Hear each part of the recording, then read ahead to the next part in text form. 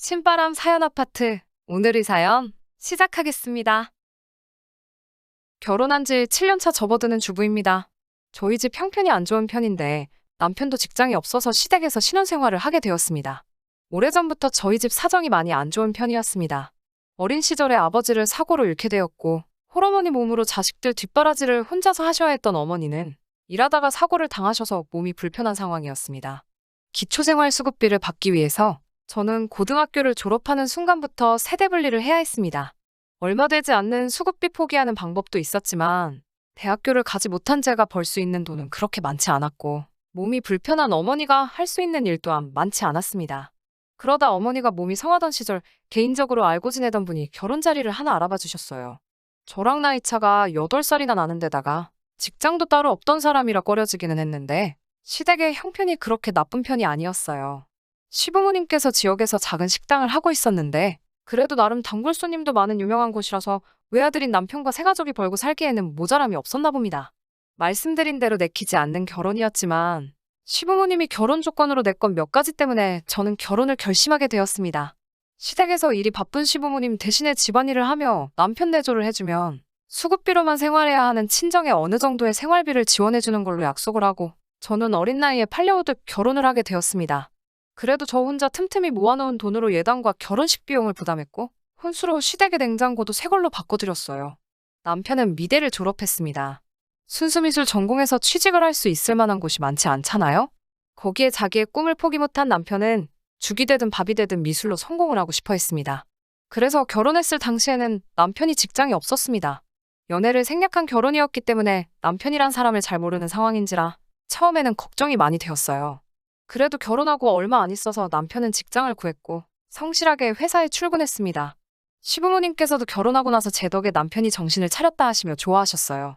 같이 살긴 했지만 서로를 잘 몰랐던 터라 백수였던 부분이 많이 걱정이 되었지만 저한테도 참 잘했고 직장을 구한 뒤에는 약속한 대로 친정의 생활비를 지원해주기 시작했어요. 결혼하게 되면서 급하게 구한 직장이다 보니 월급이 얼마 되지 않아서 친정에 지원해주는 생활비는 한 달에 30만 원 정도로 많은 편은 아니었습니다. 애초에 친정에 생활비를 지원해주는 건 시부모님이 해주시기로 한 약속이었는데 결혼하고 나서 첫 달만 생활비조로 50만 원을 주셨어요. 그마저도 남편이 취직을 하게 되면서부터는 저희가 앞으로 독립할 자금을 모아주신다며 시부모님이 지원해주시던 돈은 끊어지게 되었습니다.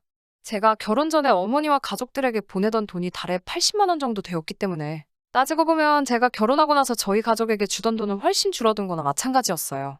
저는 시부모님을 모시며 내조를 해야 한다는 이유로 그나마 다니고 있던 직장마저 그만두어야 했기 때문에 저의 가족들은 오히려 제가 결혼하기 전보다 상황이 어려워졌습니다.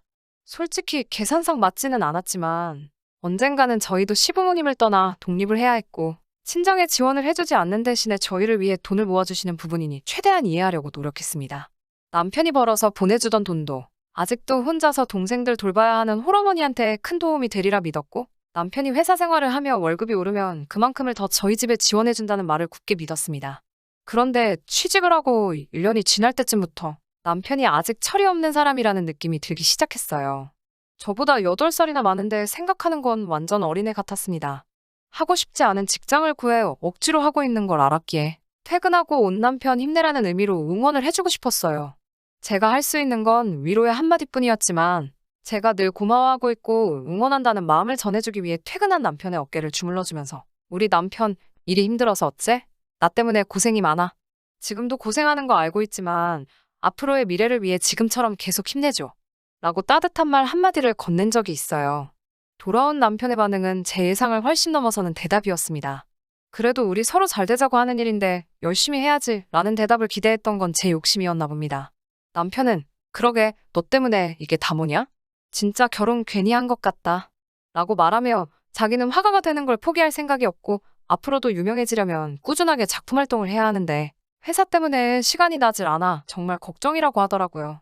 결혼하고 나서 시부모님 모시며 저는 집안 살림을 하고 있는 게 남편의 눈에는 제가 집에서 놀고만 있고 자기 혼자서 외벌이를 하고 있다는 게 공평하지 않다는 생각을 했나 봅니다. 그날 이후로 저는 퇴근한 남편에게 이런 식의 따뜻한 말 한마디를 건네본 적이 없어요. 좋은 이야기 들을 것도 없고 저 때문에 자기가 자신의 미래를 포기했다는 식의 대답을 들으면 저도 그게 마음에 부담이 되었거든요. 그러다 언젠가는 저희 어머니한테 보내줘야 할 생활비를 보내주지 않았더군요. 동생들 등록금 때문에 지출이 크던 상황이었던지라 푼돈이기는 하지만 그 돈이 필요하던 상황이었습니다. 기다리다 못해 제가 먼저 남편에게 친정의 생활비를 언제쯤 보내줄 수 있느냐고 물어봤어요. 그런 남편은 저에게 집안일 하는 게 뭐가 그렇게 벼슬이라고 그걸 가지고 부담을 줘. 너 놀 만큼 놀았잖아. 내가 왜 너네 집 생활비까지 벌어야 돼? 사지말쩡한데 니네 집 생활비는 네가 벌어다 주는 게 맞지 않아? 라고 말하더라고요. 그 주말에 남편은 시부모님을 불러 모아 저를 앞에다 두고 이렇게 이야기하더군요. 얘 집에서 하는 것도 없는데 최저시급만 주고 엄마 식당에서 데려다 갔어. 내가 번 돈으로 친정에 돈 주는 걸 당연하게 생각하는 꼬라지 보고 있으면 정말 회사 열심히 다녀보고 싶은 마음조차 사라져. 라고 하더군요. 시부모님도 그러면 안 되지. 우리 아들이 얼마나 힘들게 돈을 벌고 있는데 친정으로 돈을 빼돌리게 둘 수는 없지.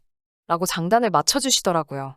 결혼 생활 6년간 새벽 일찍부터 출근하는 시부모님 아침 챙겨드리고 그때부터 청소며 빨래며 집안일 하고 있으면 늦지막히 일어나 출근하는 남편 아침밥까지 매일같이 아침상만 2번을 준비해야 했습니다.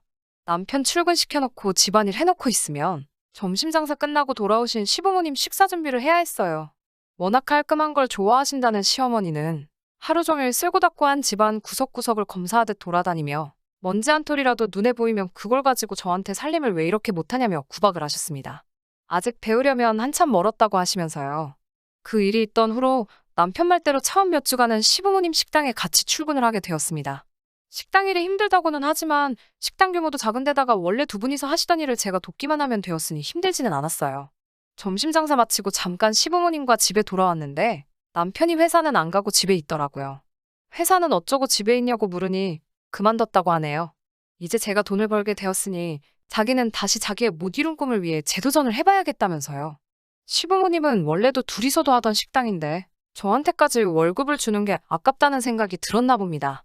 저한테 주는 돈은 어차피 자기 주머니에서 나가는 돈이라며 이제 식당 일은 필요 없으니 그만 나오고 저보고 새 일자리를 구하라고 하셨습니다.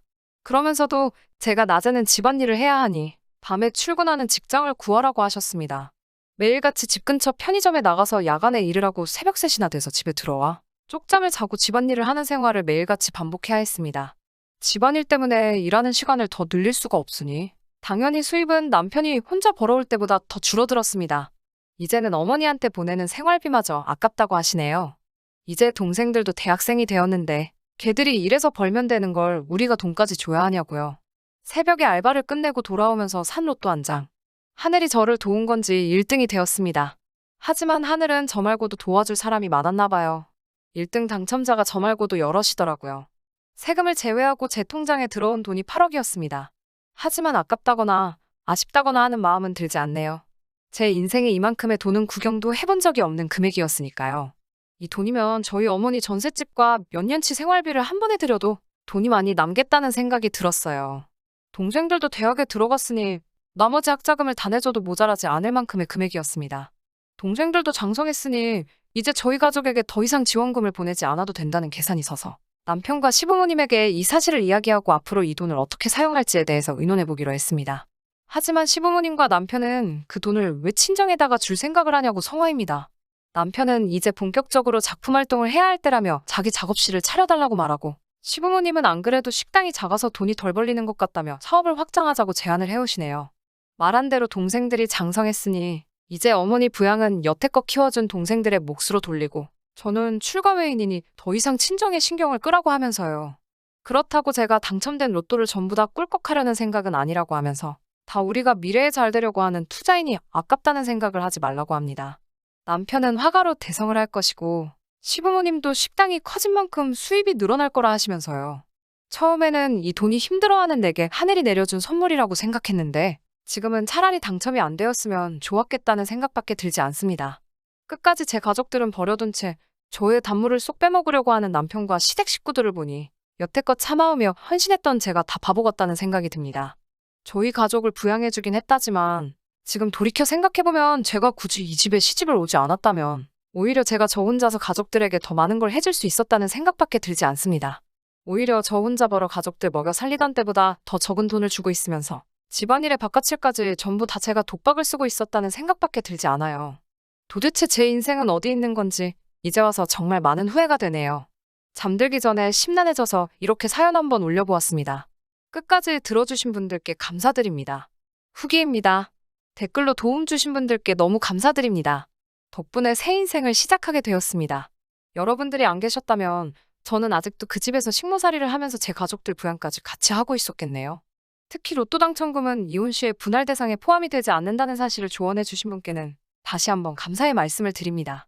당첨금에는 상대방이 기여한 바가 없기 때문에 이혼할 시에 분할을 할 필요가 없다는 사실에 자신감이 붙었습니다.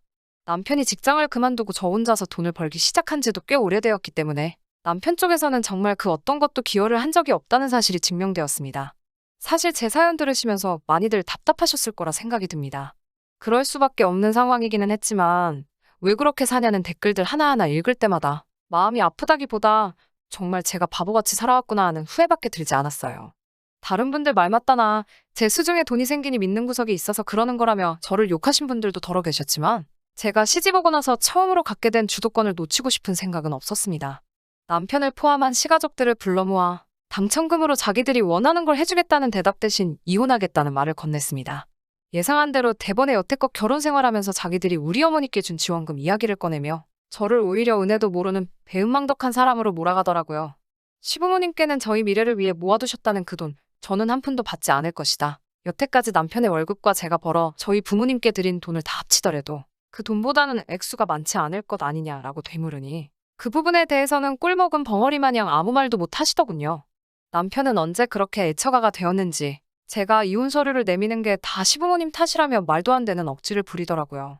그동안 시집살이 견뎌내느라 고생이 많았다고, 당첨금이 얼마나 큰 액수라고, 그 돈이면 평생 놀고 먹을 수 있을 거라고 생각이 들었나 봐요. 당장 시부모님 곁을 떠나 그 돈으로 시골에 집을 사서 자기는 그림을 그리고 저는 거기서 작은 사업 하나 시작해보면 되지 않겠냐고 이제 둘이서 행복하게 살자고 하네요. 결국 자기는 끝까지 수입 없이 놀고 먹으려는 셈이고 여전히 저보고 돈을 벌라고 하는 말에 더 이상 그렇게 살기 싫어서 이혼을 결정한 거고, 이혼을 결정한 건 시부모님 때문이 아니라 끝까지 처리 안 되는 당신 때문에 결정한 게 더 크다고? 무슨 말을 하더라도 이 마음을 돌릴 생각은 없다고 전해졌습니다.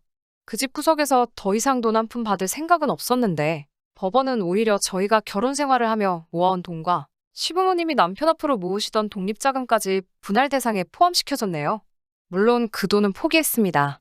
질질 끄는 것보다 하루빨리 그 집에서 탈출하는 게 우선이었으니까요. 한편으로는 조금 씁쓸합니다.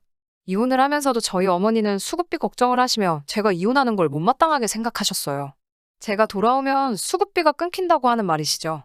동생들이 여태까지 제가 희생해왔으니 이제 제 인생을 살으라면서 응원해줘. 지금은 혼자서 살고 있습니다. 이 당첨금이 저의 평생을 보장해줄 거란 생각을 하지는 않습니다. 이 돈을 미천으로 무언가 시작을 해야겠지요. 일단은 지금의 여유를 좀 더 즐기고 천천히 생각해보려고 합니다. 여태껏 살아오면서 상황이 여의치 않아 포기해야만 했던 것들 조금이나마 누려보고 그리고 다시 새로운 인생 살아볼 계획이에요. 앞으로 제 인생에 좋은 날 있기만을 기도해 주시고 혹시나 사연 들으시는 분들 중에 저 같은 상황에 처하신 분이 계시다면 끝까지 포기하지 말고 언젠가 찾아올 기회를 위해 새로운 준비를 하시는 게 어떨까 하는 말을 끝으로 제 사연은 여기서 이만 줄이도록 하겠습니다. 끝까지 들어주셔서 감사합니다. 오늘의 사연은 여기까지입니다. 구독과 좋아요, 알람 설정 부탁드리고 더 좋은 사연으로 다시 찾아뵙겠습니다. 감사합니다.